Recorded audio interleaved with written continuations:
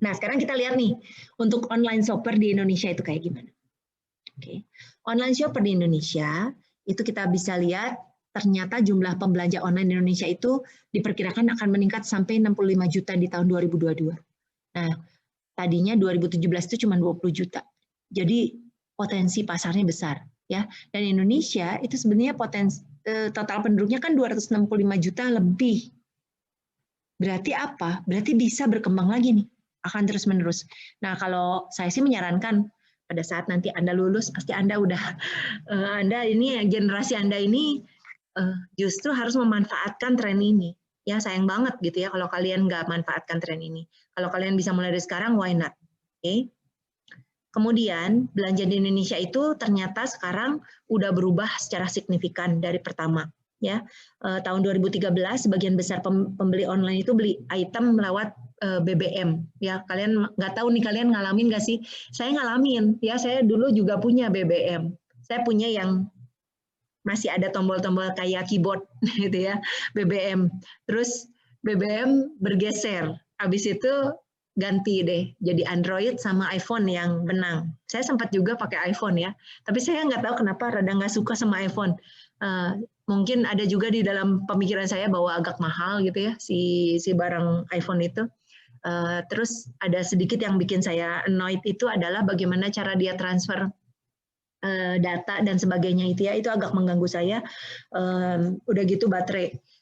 Dan habis itu saya jadi ganti ke Android, sampai sekarang saya tetap setia dengan Android. Walaupun saya kurang setia sih, maksudnya saya bisa ganti-ganti aja handphone saya apapun, karena buat saya nggak terlalu penting handphone itu buat prestige, it's not important for me gitu ya. Jadi yang penting fungsi, karena fungsi itu bagus, saya mau pakai produk itu ya.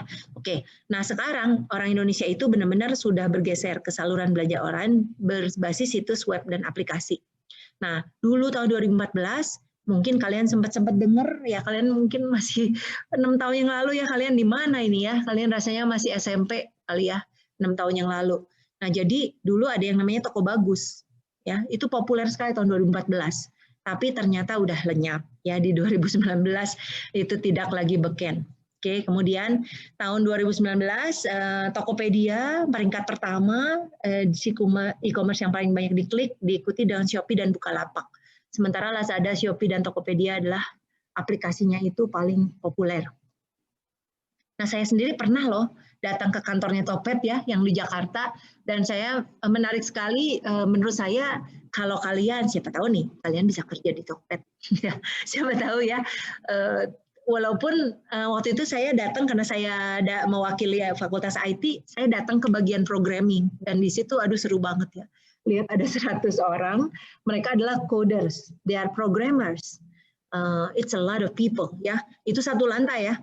Tokopedia kan banyak tuh, gedungnya tuh lantainya banyak ke atas. Jadi kalau kalian kalau kalian teknik industri sih, rasanya kalian bisa nanti di business development, atau mungkin kalian di bagian, bahkan mungkin kalian di bagian marketing atau cari account untuk account development gitu ya.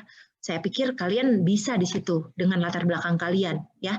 Jadi latar belakang kalian itu sangat, menurut saya ya, teknik industri itu bagus prodinya karena bisa masuk kemana-mana, dan pengetahuan kalian itu karena dioptimalisasi untuk bagaimana optimis sebuah proses dan juga berbagai hal ya, kalian tuh bisa masuk kemanapun. Nah, jadi saya encourage kalian ya, coba lihat nih kan dia kan terus berkembang ya, dan kalian carilah dulu perusahaan besar. Jadi jangan pesimis dulu ya, coba aja dulu apply ya, coba dulu apply, siapa tahu kalian keterima. Karena menurut saya exciting sekali ya, saya datang ke situ terus saya pikir wow, gile nih ya, lulusan kami di Fakultas IT Maranatha banyak juga yang kerja di Tokopedia. Jadi kita senang ya lihat mereka bisa ke situ, walaupun terus terang ya karena lulusan IT, jumlah alumni IT itu tidak sebanyak kalau kita bandingkan misalnya sama yang bisnis, sama yang lulusan BINUS, lulusan UI gitu ya. Mereka banyak sekali kan jumlahnya dari segi jumlah. Jadi kita ya udah pastilah yang masuk ke situ persentasenya ya lebih kecil lah dibandingkan mereka adalah komponen yang persentasenya lebih kecil dibandingkan dengan yang lulusan yang memang mereka waktu merekrut mahasiswanya banyak ya.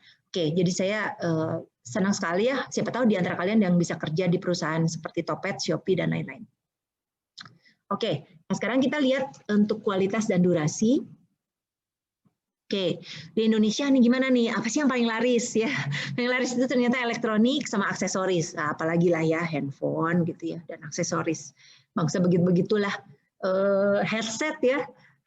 Jadi suami saya itu kayak hampir sebulan sekali beli headset ya, dan dia selalu belinya online sekarang karena dia udah terlalu malas pergi ke toko. Dia malas udah aja, mendingan beli aja di online. Jadi elektronik itu memang paling populer, kedua fashion ya, lalu ketiga bahan makanan. Nah itu ya di Indonesia itu. Jadi kalau kalian berbisnis, actually you can sell those. Ya saya banyak juga lihat contoh-contoh orang yang jadi kaya cuma jualan keripik ya, jualan keripik, jualan, aduh jadi pokoknya nggak kepikir lah kok bisa gitu ya. Jadi kalian ini, generasi kalian ini jangan diem-diem gitu ya, sayang kalau kata saya.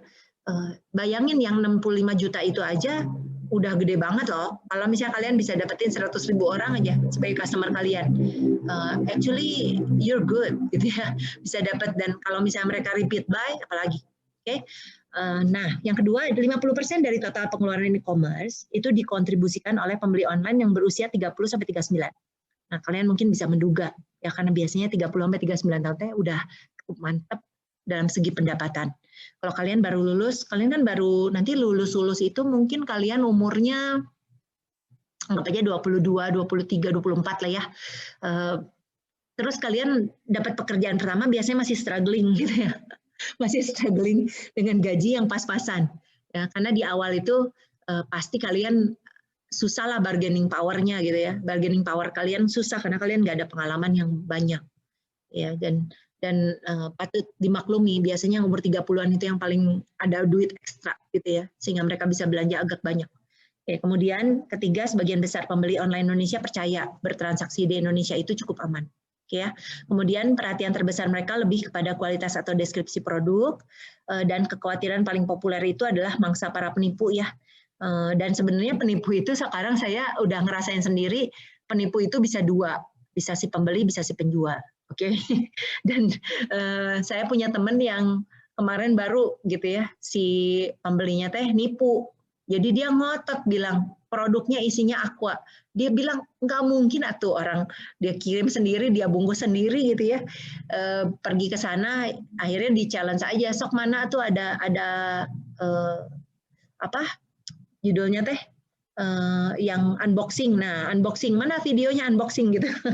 Ya akhirnya pembelinya nggak bisa nunjukin, ya sudah, ya salah dia. Makanya sekarang sebenarnya udah pelajaran juga nih, mau pembeli mau penjual itu selalu riskan ya. Kalau kalian adalah penjual berarti kalian harus pintar-pintar. Nah, kalau kalian pembeli, kalian juga, saya menyarankan ya, terutama kalau barangnya mahal, lebih baik kalian videoin unboxing. Oke, jadi itu saran saya.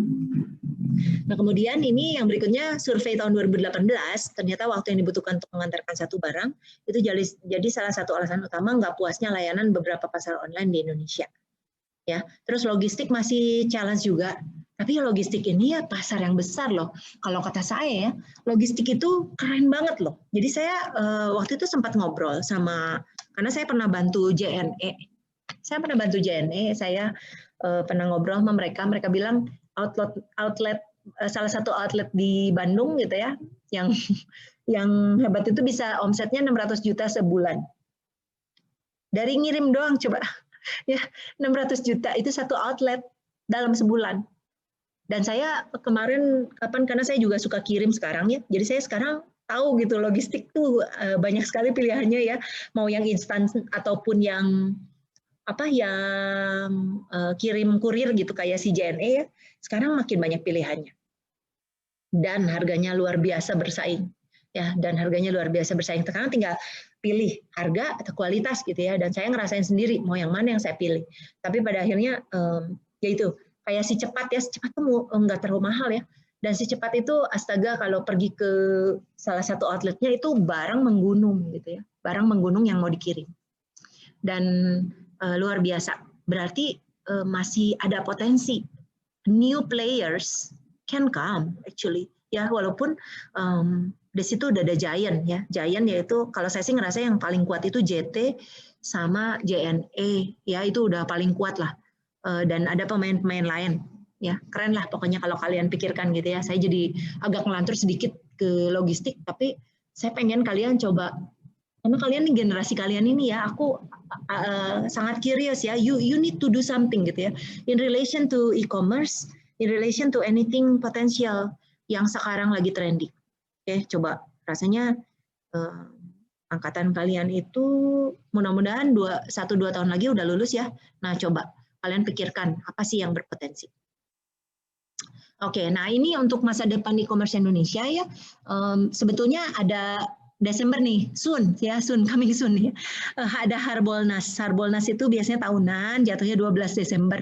Ya, dan ini biasanya itu besar-besaran diskon dan sebagainya. Dan ini memang event yang bisa kita gunakan untuk meluncurkan produk-produk kita ya. Why not gitu ya? Karena biasanya jadi gini loh, aku mau jelasin satu hal ya. Jadi kalau kita pergi ke toko fisik gitu ya, ke toko fisik, biasanya sales person itu dia ada konsep switching. Maksudnya switching itu apa? Kita mencoba nge-brand switch. Nah, misalnya kalian udah biasa nih, kalau beli kecap manis, anggap aja lah. Kalian biasa beli kecap manis ABC. Nah, terus ada sales person, dia jualan kecap bango.